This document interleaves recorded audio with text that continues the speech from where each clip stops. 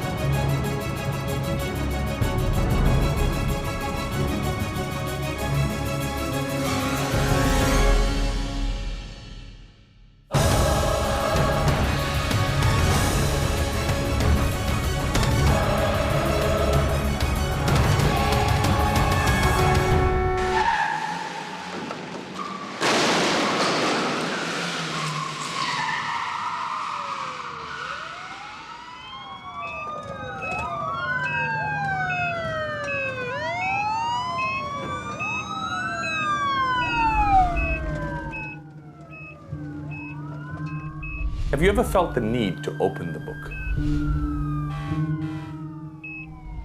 What is really opening the book? What happens when someone actually comes to open the book? Astrology and astronomy, how do they talk to Hinduism? I'm very keen to know, how did this journey start for you? Has that in any way enhanced your life? Being an academic, how do you process this in your mind?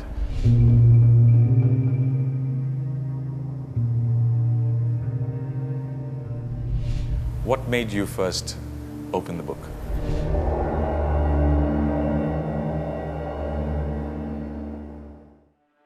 Professor, you've studied many ancient Hindu scriptures. Yes. Now we've been brought up and we've learnt about this book that we can refer to know about our pasts, our lives, our futures. What is this book called? Can you tell us a little bit about this book? In South Africa, for the first time I heard the expression opening of the book. Because in India we never used that word opening of the book. I was wondering, sometimes people will ask me whether you open book. And at first I couldn't understand. I said, every day I open book, I read so many books. So what is there in opening a book? But then I came to know that they are specifically meaning the Panchanga, the Jyotisha. They want to know about their past, present and future and things that are happening, whether things will work out or whether they will fail. All these they want to know about the future happenings. And therefore, they approach an astrologer. Normally here in South Africa, the gurus who are priests in temples and all those who are doing religious ceremonies, they are considered to be astrologers. But in India, it is not the case. A person who is doing puja or priestly work or say solemnizing marriage or conducting funeral, he need not necessarily know anything and everything about Panchanga, so there is no such thing in India.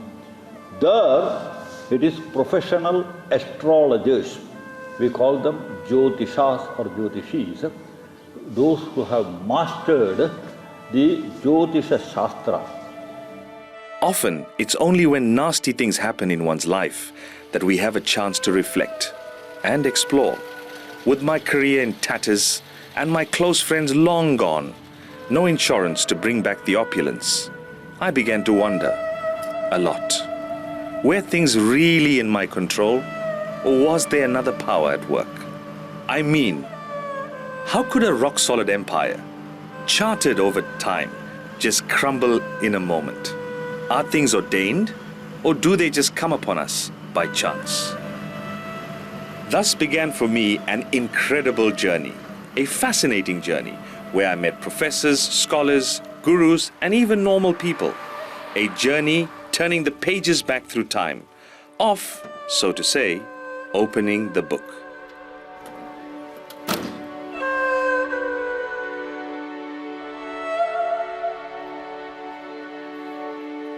Wow, lots of people. I took the faith for granted and didn't realize you have to make an appointment with the guru. It's almost like seeing a doctor, but still determined, I made my appointment for another day. Vanakkam, Guru. Vanakkam, Anna. Thank you very much for seeing me on my journey to find out more about opening the book. Can you elaborate and tell me a little bit about what happens when someone actually comes to open the book? Yeah, you see, first I'm giving to explain what's the meaning of the book. Okay. The people coming, they want to see the book, meaning is they got problem. Maybe the work not come right, husband and wife and problem. They married long time, don't get the children. And plus for them, no, don't get married. And children activities is different. It's not be studying. They don't want to go to the school. They not be going to the work.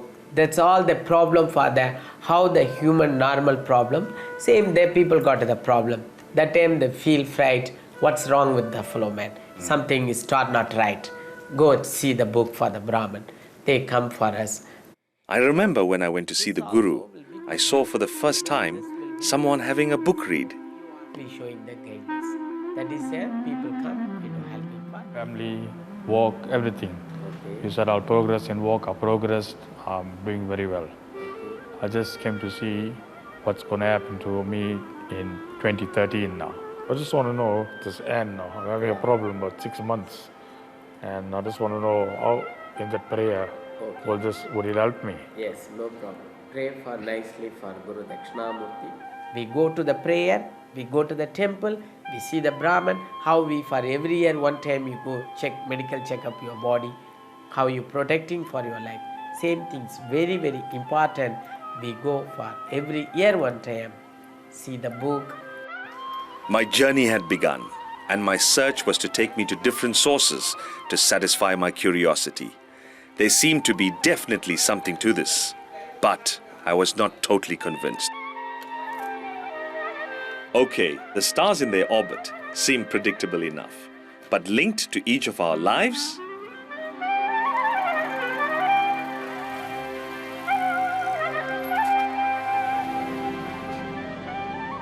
Could there really be a book that mapped out someone's life?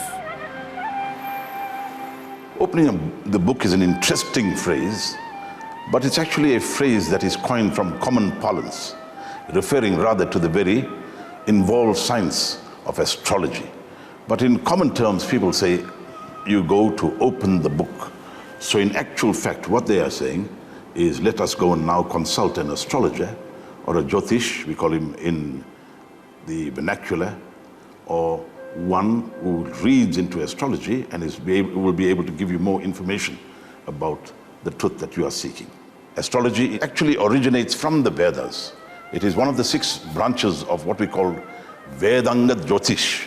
Astrology is a group of systems that looks at information about the celestial bodies, and we use this information now to try and gain information about human affairs and about other terrestrial matters.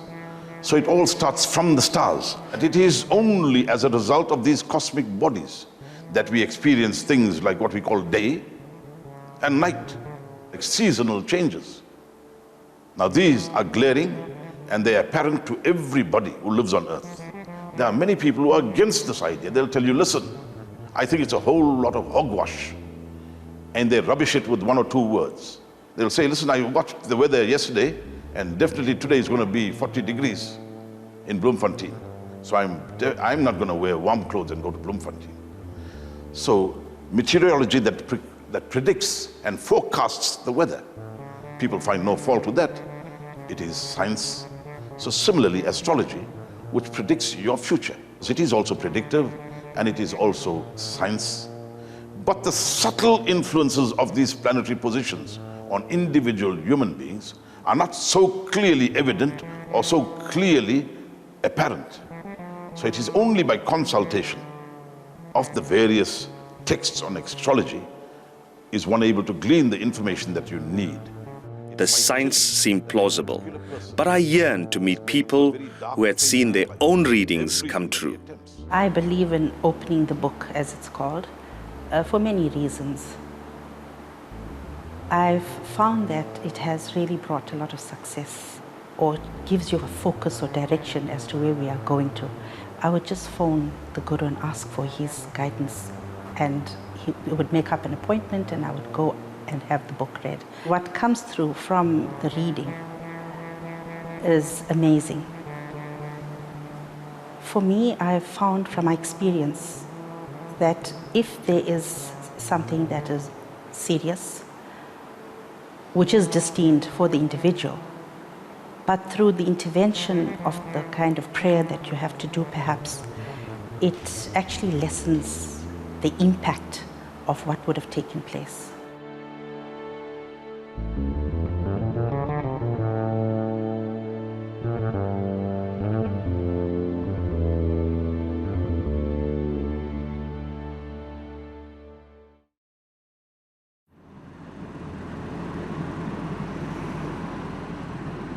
I learnt that the science of Hindu astrology was an ancient one, said to have come from the Vedas themselves. Excited about this, I visited a renowned Sanskrit scholar anchored in the Vedic culture of the Arya Samaj movement. I had to know if my own misfortunes were in fact mapped out for me. I mean, why do I have to drive this car? For us as Hindus, the oldest extant literature, meaning existing literature, is the Veda. The word Vedas mean knowledge. And one of the branches of knowledge is called Jyotish. I have a dictionary next to me here, which says very clearly, and we all know this mantra, Tamasoma Jyotirgamaya, from darkness to light. And the word Jyoti is used often in our prayers. The meaning of the word Jyoti is light. And Jyotish is that branch of knowledge which deals with light in the day when we have the sun, and at night, most important, is at night when the stars shine. It is the science of the movement of these lights. Within the context of what I'm looking for, the answers I'm searching for, open the book, I'm saying, maybe not so specific, but is this book able to predict that this is what's going to happen if you might take a particular off-ramp in your life? Is there something that can predetermine this? Life, is it predetermined? And there's two ways to look at it. And it will be extremely unfortunate if we think of a supreme being that we describe as all love, all compassion, all justice, and who has created this beautiful world, the creation that we are a part of. And then what do we mean by fate and destiny? Does it mean then there's a God there that is sitting and saying, there's O'Neill here, I think today I'll make him meet an accident? I've met people, learned people, people that have matriculated well, people that have gone on to obtain degrees, who have gone open book, and the answers they received, they have ingested, digested, and accepted as something that they can believe in. How would you explain that? That, there are thousands of people, for example, I could ask the similar question, say thousands of people, if not millions, who see ghosts and spooks and will swear by it. But does that mean that you and I will therefore believe in ghost, in a spook? You may not. If that God has created the sun to give us light, created the rivers to give us water, I'd like to believe, as we all believe, that we are the children of that God. And like a father, he provides the very best for his child. And today, as parents, we are buying our children Ferraris and all the best of the cars. Then, if that child goes and meets an accident with that car, are you really going to open a book and say that God willed that child should meet with an accident that day? Or are we going to say, are we going to be honest, and instead of opening a book and trying to blame and shift blame, say that you and I have a fridge in our home. You and I know that the CFCs in that fridge is going to destroy the ozone layer. When we suffer with cancer, then we look at the book and say it was predetermined. Predetermined by whom? Yes, of course it's predetermined, but predetermined by us and what we do. We have messed the earth up. We must suffer the cancers that come with it. Now to shift it and blame it on a God, I think is a terrible injustice, and I don't believe that that's what prayer stands for. I was shocked by what I heard. It was not what I expected. The Hindu scholar made sense, but those testimonies still stood out in my mind. All we had to do was give a name and date of birth. And without anything else being said, he opened the book and told her whatever she needed to know. Life circumstances, what she's going through, how she's feeling, and so forth. So that was absolutely amazing. Just a name and date of birth and your entire history revealed to you. Most often it's the motivation and the spiritual guidance that I get from it. It allows me to align body, mind and soul together. And every time I've ever seen him, just in his presence, it's been inspirational. Whatever he tells you is so amazing and astounding. It leads you to be introspective about yourself as a person. There's no prayer that says you will not have it. Please, no prayer in any religion that says your life will be free of troubles. No. There will be those trials and tribulations. There will be those blizzards and storms. But you learn from the mountain to stand tall, majestic and proud, because after the storm is over and the sun shines, there's nothing more beautiful to look at than that Mount Everest. All the arguments made perfect sense. And this was my own initial point of view about life as well. But some things still could not be explained. I felt like things weren't going according to my life plan.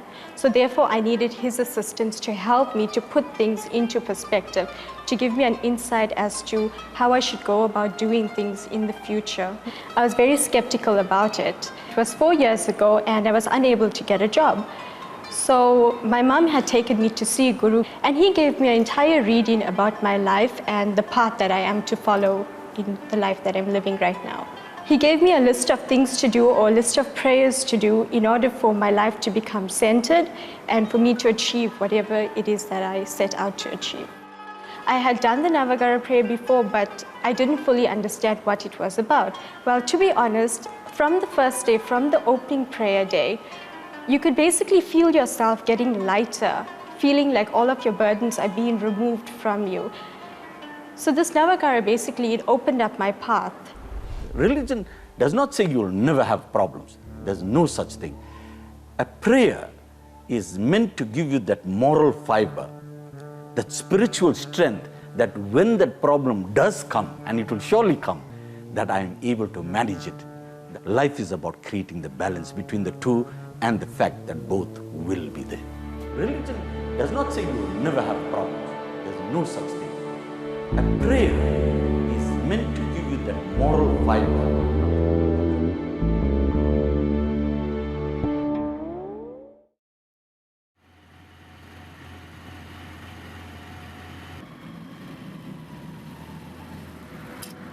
Ever since the dramatic change in my own life's fortune, I was constantly pondering on whether life is preordained or do things just happen by chance. It seemed that in South Africa at least, it is an unquestioned tradition amongst many Hindus to look for guidance in their lives and find out what lay in store for them by going to a seer and, so to say, open the book. I'd like to know a little bit about what the book contains. If you look at this book, it is called the Panchangam. It's the first and the elementary book that one will use. And the information that I will require from a person who seeks my guidance, who seeks some kind of relief from a challenge that he or she might be confronted with in their lives, is the name and the date of birth and the time of birth. With this information, I am able to actually read into that person's life, just as the retina in your eye is dissimilar to the 7,000 million people living on this globe. No two human beings have the same retina. No two human beings have the same nadi, the thumbprint. So too is your reading unique to you, because every person is born under a particular star. So you're saying that the alignment or the changes in the stars and the planets Yes. affect our lives. That's true. No star, no planet, we can't live in the world. Everybody got the planet. We call the name Suryan, Chandran, Mangal, Buddhan, Guru, Rahu, Kedu, like that we call the Tamil name. All the world, the people, everybody depend in the planet. At the time, I remember thinking that if this was true, that if the planets did really affect our lives, maybe it was about time for me to do my own reading and really test this out for myself. I saw a Jyotish that did not know of me or my history. Now, a particular person who hasn't opened the book like for yourself, and you having these uphills in life, and you know, your heart cherished desires is not getting fulfilled, then you have to go on a major fast to build an appropriate, steady foundation. My meeting with the seer was phenomenal. How could he have known these things about me? As convincing as this seemed, I was still confused. Some of the readings did not make sense. It was not until much later, after my meeting with Professor Rangarajan, that I began to see the logic. My almost insignificant little story could be told by the stars that were thousands of years old.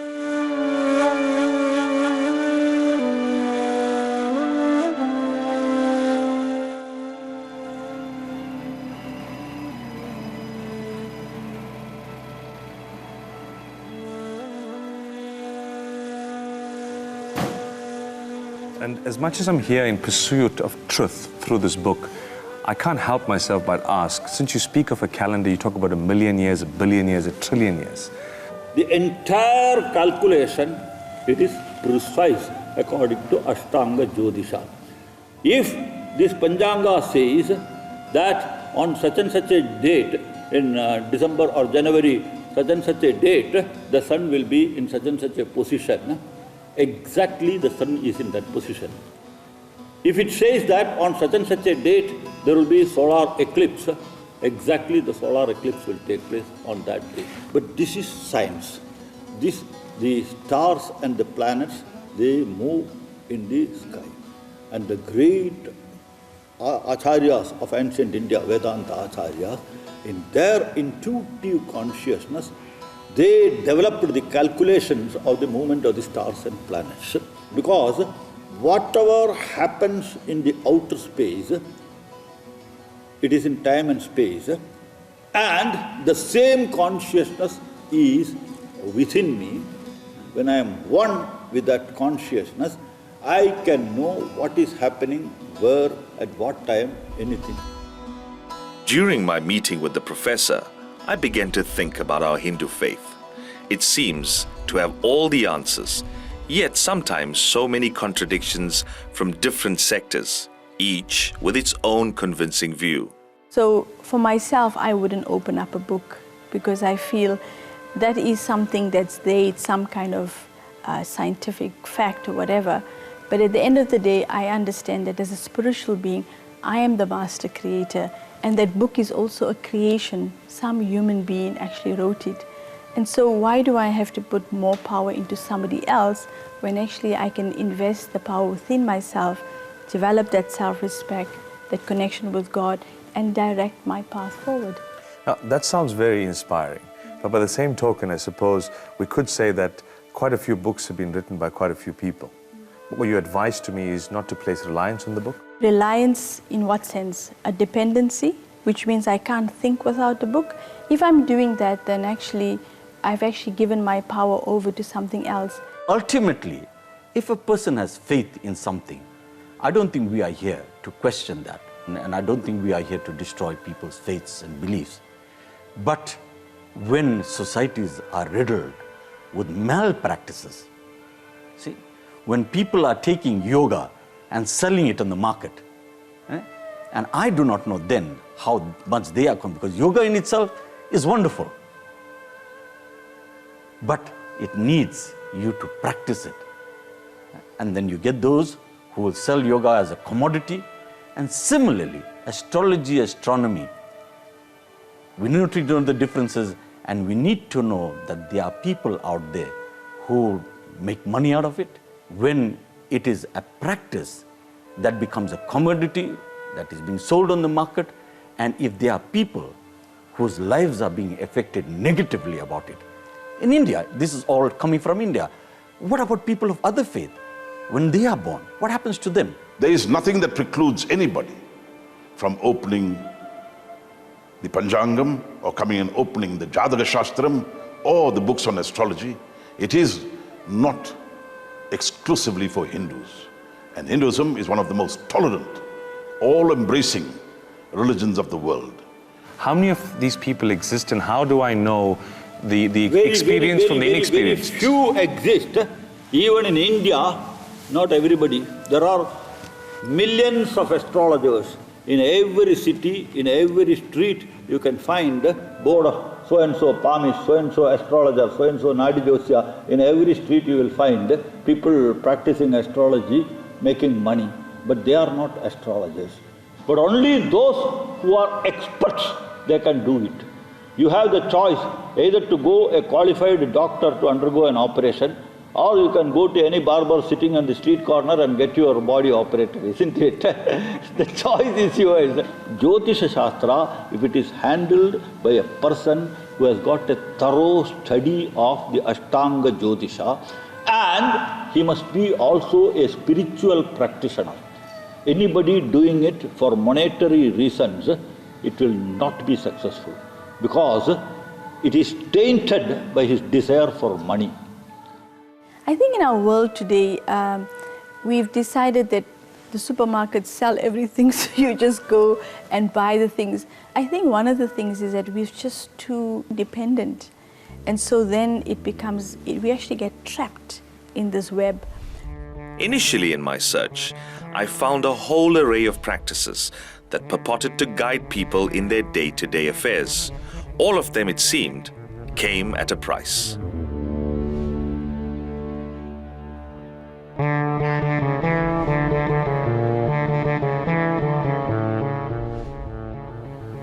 Practicing astrology and astronomy with a fees every day, having a big queue of people and collecting 50 rands or 100 rands from each, it is commerce. It has nothing to do with that science. The moment I say that, for telling you the prediction you have to give me 100 rands, finished, that is not going to work. I tell you certainly, because that desire for money which springs from my bosom, it will disturb my intuitive consciousness, and whatever prediction I will give, it will not be correct.